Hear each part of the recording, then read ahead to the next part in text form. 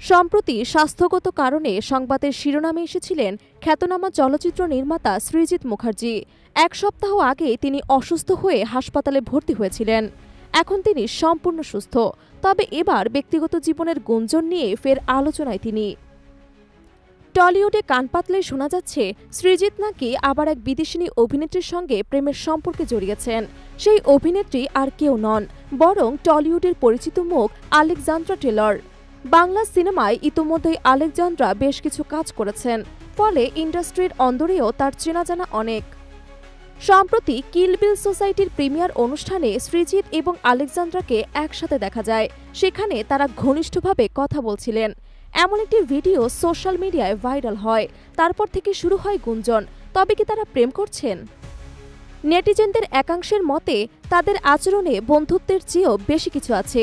এ নিয়ে জল্পনা এতটাই তুঙ্গে পৌঁছেছে যে অবশেষে মুখ খুলতে বাধ্য হন সৃজিত নিজেই।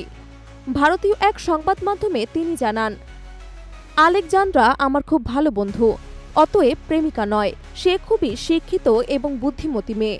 আমরা দুজনেই সব ভালোবাসি। এই একটি দারুণ মিল রয়েছে আমাদের মধ্যে।